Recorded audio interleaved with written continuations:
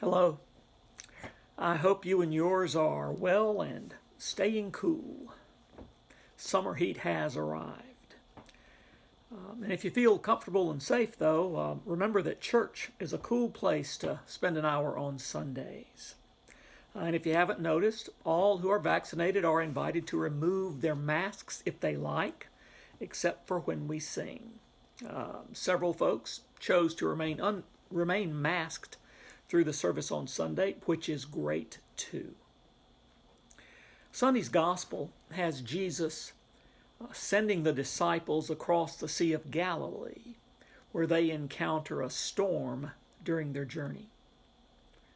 In the Bible, God's always asking people to go somewhere, from here to there.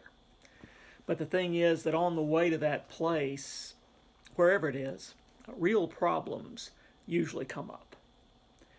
The Hebrews, for example, had one problem after another as they made their way from Egyptian slavery to the Promised Land. And all these Bible folk had something in common. They were afraid sometimes. And that's just part of being human. Well, getting from 2019 to, eventually 2022, from here to there, has brought problems that no one could have imagined. We've been anxious and afraid. That's part of being human. But now we're sort of at that point, to compare us with those disciples, where we're guiding the boat toward that other shore for a smooth docking. And you know what? We're still afraid.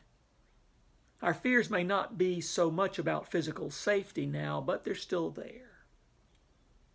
We wonder what life is going to be like on that other shore after we put the pandemic behind us, as church returns to a normal rhythm and menu of activities. Will things be the same? Will there be folks we don't see anymore? Will some of my favorite social gatherings or service projects not return? None of us knows the answer to any of these questions yet. What we do know is that Jesus stilled the storm those disciples ran into and can still the storms in our own souls.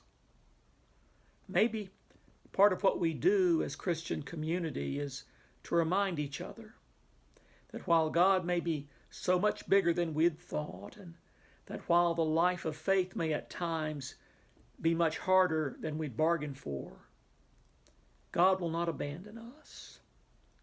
Not to the tempestuous storms of life, or even to the gale force winds of our fears.